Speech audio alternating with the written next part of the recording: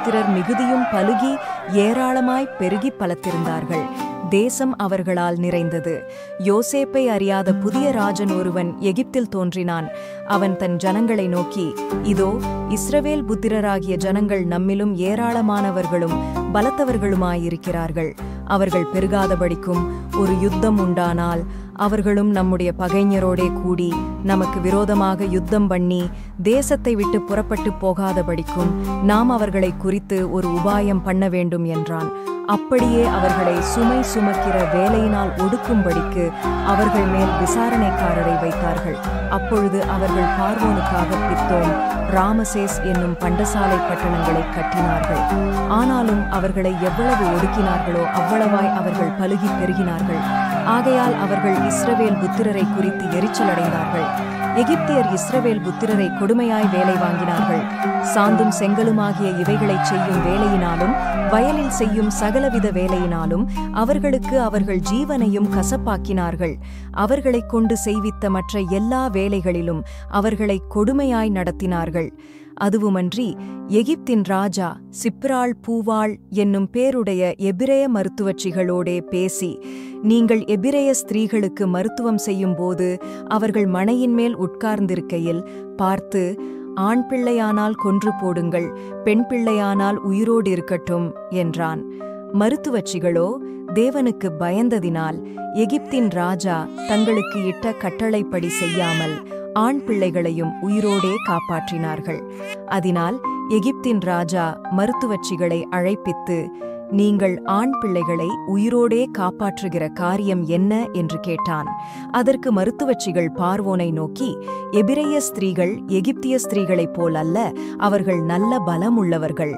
மருத்துவச்சி அவர்களிடத்துக்கு போகும் முன்னமே அவர்கள் பிரசவித்தாகும் என்றார்கள். இது நிமித்தம் தேவன் மருத்துவச்சிகளுக்கு நன்மை செய்தார். ஜனங்கள் பெருகி மிகுதியும் பலத்துப் போனார்கள். மருத்துவச்சிகள் தேவனுக்கு பயந்ததினால் அவர்களுடைய குடும்பங்கள் தழைக்கும்படி செய்தார்.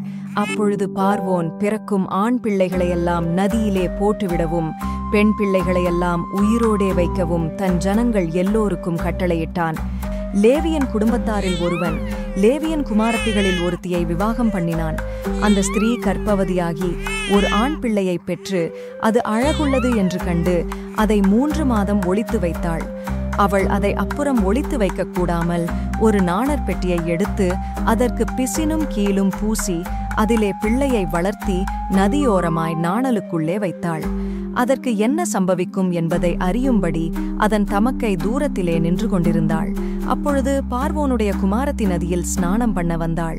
அவளுடைய தாதிகள் நதியோரத்தில் உலாவினார்கள். அவள் நாணலுக்குள்ளே இருக்கிற பெட்டியைக் கண்டு தன் தாதியை அனுப்பி அதை கொண்டு வரும்படி செய்தாள். அதை திறந்தபோது பிள்ளையைக் கண்டாள். பிள்ளை அழுதது. அவள் அதின் மேல் இரக்கமுற்று, இது எபிரேயர் பிள்ளைகளில் ஒன்று என்றாள். அப்பொழுது அதன் தமக்கை பார்வோனின் குமாரத்தியை நோக்கி, உமக்கு இந்த பிள்ளையை வளர்க்கும்படி எபிரேய ஸ்திரீகளில் பால் கொடுக்கிற ஒருத்தியை நான் போய் உம்மிடத்தில் அழைத்து கொண்டு வரட்டுமா என்றாள். அதற்கு பார்வோனுடைய குமாரத்தி, அழைத்து கொண்டு வா என்றாள். இந்த பெண் போய் பிள்ளையின் தாயையே அழைத்து கொண்டு வந்தாள். பார்வோனுடைய குமாரத்தி அவளை நோக்கி, நீ இந்த பிள்ளையை எடுத்துக்கொண்டு போய் அதை எனக்கு வளர்த்திடு, நான் உனக்கு சம்பளம் கொடுக்கிறேன் என்றாள். அந்த ஸ்திரீ பிள்ளையை எடுத்துக்கொண்டு போய் அதை வளர்த்தாள். பிள்ளை பெரிதான போது அவள் அதை பார்வோனுடைய குமாரத்தியினிடத்தில் கொண்டு போய்விட்டாள். அவளுக்கு அவன் குமாரனானான். அவள் அவனை ஜலத்தினின்று எடுத்தேன் என்று சொல்லி அவனுக்கு மோசே என்று பெயரிட்டாள்.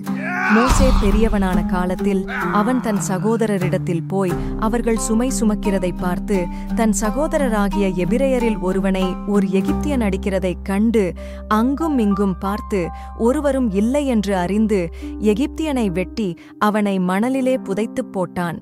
அவன் மறுநாளிலும் வெளியே போன போது எபிரேய மனுஷர் 2 சண்டை பண்ணிக் கொண்டிருந்தார்கள். அப்பொழுது அவன் அநியாயம் செய்கிறவனை நோக்கி, நீ உன் தோழனை அடிக்கிறது என்ன என்று கேட்டான். அதற்கு அவன், எங்கள் மேல் உன்னை அதிகாரியாகவும் நியாயாதிபதியாகவும் ஏற்படுத்தினவன் யார்? நீ எகிப்தியனை கொன்று போட்டது போல என்னையும் கொன்று போட நினைக்கிறாயோ என்றான். அப்பொழுது மோசே காரியம் நிச்சயமாக வெளிப்பட்டது என்று பயந்தான். பார்வோன் அந்த காரியத்தை கேள்விப்பட்டபோது மோசேயை கொலை செய்ய வகை தேடினான். மோசே பார்வோனிடத்தினின்று தப்பியோடி மீதியான் தேசத்தில் போய்த் தங்கி ஒரு துறவண்டையிலே உட்கார்ந்திருந்தான். மீதியான் தேசத்து ஆசாரியனுக்கு 7 குமாரத்திகள் இருந்தார்கள். அவர்கள் தங்கள் தகப்பனுடைய ஆடுகளுக்கு தண்ணீர் காட்டும்படிக்கு அங்கே வந்து தண்ணீர் மொண்டு தொட்டிகளை நிரப்பினார்கள். அப்பொழுது மேய்ப்பர்கள் வந்து அவர்களை துரத்தினார்கள். மோசே எழுந்திருந்து அவர்களுக்கு துணை நின்று அவர்களுடைய ஆடுகளுக்கு தண்ணீர் காட்டினான். அவர்கள் தங்கள் தகப்பனாகிய ரெகுவேலிடத்தில் வந்தபோது அவன், நீங்கள் இன்று இத்தனை சீக்கிரமாய் வந்தது என்ன என்று கேட்டான். அதற்கு அவர்கள், எகிப்தியன் ஒருவன் மேய்ப்பரின் கைகளுக்கு எங்களை தப்புவித்து எங்களுக்கு தண்ணீர் மொண்டு கொடுத்து ஆடுகளுக்கும் தண்ணீர் காட்டினான் என்றார்கள். அப்பொழுது அவன் தன் குமாரத்திகளை பார்த்து, அவன் எங்கே? அந்த மனிதனை நீங்கள் விட்டு வந்தது என்ன? போஜனம் பண்ணும்படிக்கு அவனை அழைத்து கொண்டு வாருங்கள் என்றான். மோசே அந்த மனிதனிடத்தில் தங்கியிருக்கச் சம்மதித்தான். அவன் சிப்போராள் என்னும் தன் குமாரத்தியை மோசேக்கு கொடுத்தான். அவள் ஒரு குமாரனை பெற்றாள். நான் அந்நிய தேசத்தில் பரதேசியாயிருக்கிறேன் என்று சொல்லி அவனுக்கு கெர்சோம் என்று பேரிட்டான். சில காலம் சென்றபின் எகிப்தின் ராஜா மரித்தான். இஸ்ரவேல் புத்திரர் அடிமைத்தனத்தினால் தவித்து முறையிட்டுக் கொண்டிருந்தார்கள். அவர்கள் அடிமைத்தனத்திலிருந்து முறையிடும் சத்தம் தேவ சந்நிதியில் எட்டினது. தேவன் அவர்கள் பெருமூச்சை கேட்டு தாம் ஆபிரகாமோடும் ஈசாக்கோடும் யாக்கோபோடும் செய்த உடன்படிக்கையை நினைவு கூர்ந்தார்.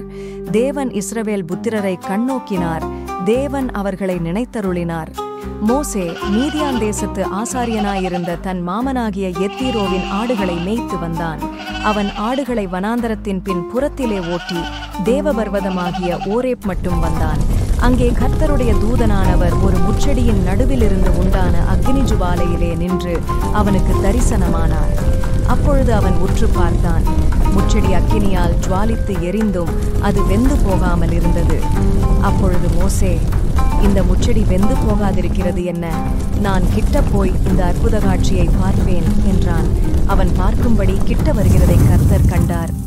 முச்செடியின் நடுவிலிருந்து தேவன் அவனை நோக்கி, மோசே, மோசே என்று கூப்பிட்டார். அவன், இதோ அடியேன் என்றான். அப்பொழுது அவர், இங்கே கிட்டிச் சேராயாக. உன் கால்களில் இருக்கிற பாதரட்சையை கழற்றி போடு. நீ நிற்கிற இடம் பரிசுத்த பூமி என்றார். பின்னும் அவர், நான் ஆபிரகாமின் தேவனும் ஈசாக்கின் தேவனும் யாக்கோபின் தேவனுமாகிய உன் பிதாக்களுடைய தேவனாயிருக்கிறேன் என்றார். மோசே தேவனை நோக்கி பார்க்க பயந்ததினால் தன் முகத்தை மூடிக்கொண்டான்.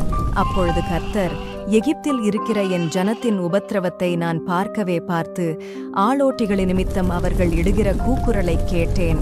அவர்கள் படுகிற வேதனைகளையும் அறிந்திருக்கிறேன். அவர்களை எகிப்தியரின் கைக்கு விடுதலையாக்கவும் அவர்களை அந்த தேசத்திலிருந்து நீக்கி கானானியரும் ஏத்தியரும் எமோரியரும் பெருசியரும் ஏவியரும் எபூஷியரும் இருக்கிற இடமாகிய பாலும் தேனும் ஓடுகிற நலமும் விசாலமுமான தேசத்தில் கொண்டு போய்ச் சேர்க்கவும் இறங்கினேன். இப்பொழுதும் இஸ்ரவேல் புத்திரரின் கூக்குரல் என் சந்நிதியில் வந்து எட்டினது. எகிப்தியர் அவர்களை ஒடுக்குகிற ஒடுக்குதலையும் கண்டேன். நீ இஸ்ரவேல் புத்திரராகிய என் ஜனத்தை எகிப்திலிருந்து அழைத்து வரும்படி உன்னை பார்வோனிடத்துக்கு அனுப்புவேன் வா என்றார். அப்பொழுது மோசே தேவனை நோக்கி, பார்வோனிடத்துக்கு போகவும் இஸ்ரவேல் புத்திரரை எகிப்திலிருந்து அழைத்து வரவும் நான் எம்மாத்திரம் என்றான். அதற்கு அவர், நான் உன்னோடே இருப்பேன். நீ ஜனத்தை எகிப்திலிருந்து அழைத்து வந்தபின் நீங்கள் இந்த மலையில் தேவனுக்கு ஆராதனை செய்வீர்கள். நான் உன்னை அனுப்பினேன் என்பதற்கு இதுவே அடையாளம் என்றார். அப்பொழுது மோசே தேவனை நோக்கி, நான் இஸ்ரவேல் புத்திரரிடத்தில் போய் உங்கள் பிதாக்களுடைய தேவன் உங்களிடத்தில் என்னை அனுப்பினார் என்று அவர்களுக்கு சொல்லும்போது அவருடைய நாமம் என்ன என்று அவர்கள் என்னிடத்தில் கேட்டால் நான் அவர்களுக்கு என்ன சொல்லுவேன் என்றான். அதற்கு தேவன், இருக்கிறவராக இருக்கிறேன் என்று மோசேயுடனே சொல்லி, இருக்கிறேன் என்பவர் என்னை உங்களிடத்துக்கு அனுப்பினார் என்று இஸ்ரவேல் புத்திரரோடே சொல்வாயாக என்றார். மேலும் தேவன் மோசேயை நோக்கி, ஆபிரகாமின் தேவனும் ஈசாக்கின் தேவனும் யாக்கோபின் தேவனுமாயிருக்கிற உங்கள் பிதாக்களுடைய தேவனாகிய கர்த்தர் என்னை உங்களிடத்துக்கு அனுப்பினார் என்று நீ இஸ்ரவேல் புத்திரருக்கு சொல்வாயாக. என்றைக்கும் இதுவே என் நாமம் தலைமுறை தலைமுறைதோறும் இதுவே என் பேர் பிரஸ்தாபம். நீ போய் இஸ்ரவேலின் மூப்பரை கூட்டி அவர்களிடத்தில், ஆபிரகாம், ஈசாக்கு, யாக்கோபு என்பவர்களுடைய தேவனாயிருக்கிற உங்கள் பிதாக்களுடைய தேவனாகிய கர்த்தர் எனக்கு தரிசனமாகி உங்களை நிச்சயமாய் சந்தித்து எகிப்தில் உங்களுக்கு செய்யப்பட்டதை கண்டேன் என்றும், நான் உங்களை எகிப்தின் சிறுமையிலிருந்து நீக்கி பாலும் தேனும் ஓடுகிற தேசமாகிய கானானியர், ஏத்தியர், எமோரியர், பெரிசியர், ஏவியர், எபூசியருடைய தேசத்துக்கு கொண்டு போவேன் என்றும் சொன்னேன் என்றார் என்று சொல்லு. அவர்கள் உன் வாக்குக்கு செவி கொடுப்பார்கள். அப்பொழுது நீயும் இஸ்ரவேலின் மூப்பரும் எகிப்தின் ராஜாவினிடத்தில் போய், எபிரெயருடைய தேவனாகிய கர்த்தர் எங்களை சந்தித்தார். இப்பொழுதும் நாங்கள் வனாந்தரத்தில் 3 நாள் பிரயாணம் போய் எங்கள் தேவனாகிய கர்த்தருக்கு பலியிடும்படி எங்களை போகவிட வேண்டும் என்று சொல்லுங்கள்.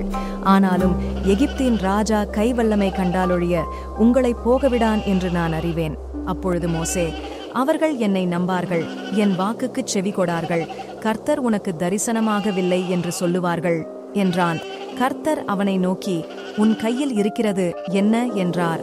ஒரு கோல் என்றான். அதை தரையிலே போடு என்றார். அவன் அதை தரையிலே போட்டபோது அது சர்ப்பமாயிற்று. மோசே அதற்கு விலகி ஓடினான்.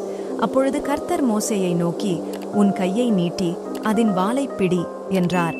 அவன் தன் கையை நீட்டி அதை பிடித்தபோது அது அவன் கையிலே கோலாயிற்று.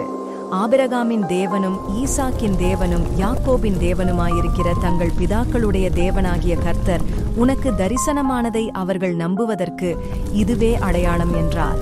மேலும் கர்த்தர் அவனை நோக்கி, உன் கையை உன் மடியிலே போடு என்றார். அவன் தன் கையை தன் மடியிலே போட்டு அதை வெளியே எடுக்கும்போது, இதோ அவன் கை உறைந்த மழையைப் போல வெண்குஷ்டம் பிடித்திருந்தது. அவர், உன் கையை திரும்பவும் உன் மடியிலே போடு என்றார். அவன் தன் கையை திரும்ப தன் மடியிலே போட்டு தன் மடியிலிருந்து அதை வெளியே எடுத்தபோது அது திரும்ப அவனுடைய மற்ற சதையை போலாயிற்று. அப்பொழுது அவர், முந்தின அடையாளத்தை அவர்கள் கண்டு உன்னை நம்பாமலும் உனக்கு செவி கொடாமலும் போனால் பிந்தின அடையாளத்தை கண்டு நம்புவார்கள். இவ்விரண்டு அடையாளங்களையும் அவர்கள் நம்பாமலும் உன் வாக்குக்கு செவி கொடாமலும் இருப்பார்களானால் அப்பொழுது நீ நதியின் தண்ணீரை மூண்டு நிலத்தில் ஊற்றுவாயாக.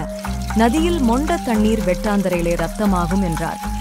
அப்பொழுது மோசே கர்த்தரை நோக்கி, ஆண்டவரே, இதற்கு முன்னாவது தேவரீர் உமது அடியானோடே பேசினதற்கு பின்னாவது நான் வாக்குவல்லவன் அல்ல, நான் திக்குவாயும் மந்த நாவும் உள்ளவன் என்றான். அப்பொழுது கர்த்தர் அவனை நோக்கி, மனுஷனுக்கு வாயை உண்டாக்கினவர் யார்? ஊமையனையும் செவிடனையும் பார்வையுள்ளவனையும் குருடனையும் உண்டாக்கினவர் யார்? கர்த்தராகிய நான் அல்லவா? ஆதலால் நீ போ, நான் உன் வாயோடே இருந்து நீ பேச வேண்டியதை உனக்கு போதிப்பேன் என்றார். அதற்கு அவன், ஆண்டவரே, நீர் அனுப்பச் சித்தமாயிருக்கிற யாரையாகிலும் அனுப்பும் என்றார். அப்பொழுது கர்த்தர் மோசேயின் மேல் கோபமூண்டவராகி, லேவியனாகிய ஆரோன் உன் சகோதரன் அல்லவா? அவன் நன்றாய் பேசுகிறவன் என்று அறிவேன். அவன் உன்னை சந்திக்க புறப்பட்டு வருகிறான். உன்னை காணும்போது அவன் இருதயம் மகிழும். நீ அவனோடே பேசி அவன் வாயில் வார்த்தைகளை போடு. நான் உன் வாயிலும் அவன் வாயிலும் இருந்து நீங்கள் செய்ய வேண்டியதை உங்களுக்கு உணர்த்துவேன். அவன் உனக்கு பதிலாக ஜனங்களோடே பேசுவான். இவ்விதமாய் அவன் உனக்கு வாயாக இருப்பான். நீ அவனுக்கு தேவனாக இருப்பாய். இந்த கோலையும் உன் கையிலே பிடித்து கொண்டு போ, இதனால் நீ அடையாளங்களை செய்வாய் என்றார். மோசே தன் மாமனாகிய எத்ரோவினிடத்துக்கு வந்து, நான் எகிப்தில் இருக்கிற என் சகோதரரிடத்துக்கு திரும்பி போய் அவர்கள் இன்னும் உயிரோடே இருக்கிறார்களா என்று பார்க்கும்படி புறப்பட்டு போக உத்தரவு தர வேண்டும் என்றான். அப்பொழுது எத்ரோ மோசேயை நோக்கி, சுகமாய்ப் போய் வாரும் என்றான். பின்னும் கர்த்தர் மீதியானிலே மோசேயை நோக்கி, நீ எகிப்துக்கு திரும்பிப்போ, உன் பிராணனை வாங்கத் தேடின மனிதர் எல்லாரும் இறந்து போனார்கள் என்றார். அப்பொழுது மோசே தன் மனைவியையும் தன் பிள்ளைகளையும் கழுதையின் மேல் ஏற்றிக்கொண்டு எகிப்து தேசத்துக்கு திரும்பினான். தேவனுடைய கோலையும் மோசே தன் கையிலே பிடித்து கொண்டு போனான். அப்பொழுது கர்த்தர் மோசேயை நோக்கி, நீ எகிப்திலே திரும்பி போய்ச் சேர்ந்தபின் நான் உன் கையில் அளித்திருக்கிற அற்புதங்கள் யாவையும் பார்வோனுக்கு முன்பாக செய்யும்படி எச்சரிக்கையாயிரு. ஆகிலும் நான் அவன் இருதயத்தை கடினப்படுத்துவேன், அவன் ஜனத்தை போகவிடான். அப்பொழுது நீ பார்வோனோடே சொல்ல வேண்டியது என்னவென்றால், இஸ்ரவேல் என்னுடைய குமாரன், என் சேஷ்டபுத்திரன், எனக்கு ஆராதனை செய்யும்படி என் குமாரனை அனுப்பிவிடு என்று கட்டளையிடுகிறேன். அவனை விடமாட்டேன் என்பாயாகில் நான் உன்னுடைய குமாரனை உன் சேஷ்ட புத்திரனை சங்கரிப்பேன் என்று கர்த்தர் சொன்னார் என்று சொல் என்றார். வழியிலே தங்கும் இடத்தில் கர்த்தர் அவனுக்கு எதிர்ப்பட்டு அவனை கொல்ல பார்த்தார். அப்பொழுது சிப்போராள் கருக்கான ஒரு கல்லை எடுத்து தன் புத்திரனுடைய நுனித்தோலை அறுத்து அதை அவன் கால்களுக்கு முன்பாக எறிந்து, நீர் எனக்கு இரத்த சம்பந்தமான புருஷன் என்றாள். பின்பு அவர் அவனை விட்டு விலகினார். அப்பொழுது அவள் விருத்த சேதனத்து நிமித்தம், நீர் எனக்கு இரத்த சம்பந்தமான புருஷன் என்றாள். கர்த்தர் ஆரோனை நோக்கி, நீ வனாந்தரத்தில் மோசேக்கு எதிர்கொண்டு போ என்றார். அவன் போய் தேவ பர்வதத்தில் அவனை சந்தித்து அவனை முத்தஞ்செய்தான். அப்பொழுது மோசே தன்னை அனுப்பின கர்த்தருடைய சகல வார்த்தைகளையும் அவர் தனக்கு கட்டளையிட்ட சகல அடையாளங்களையும் ஆரோனுக்கு தெரிவித்தான். மோசேயும் ஆரோனும் போய் இஸ்ரவேல் புத்திரரின் மூப்பர் எல்லாரையும் கூடிவரச் செய்தார்கள். கர்த்தர் மோசேக்குச் சொல்லிய சகல வார்த்தைகளையும் ஆரோன் சொல்லி ஜனங்களின் கண்களுக்கு முன்பாக அந்த அடையாளங்களையும் செய்தான்.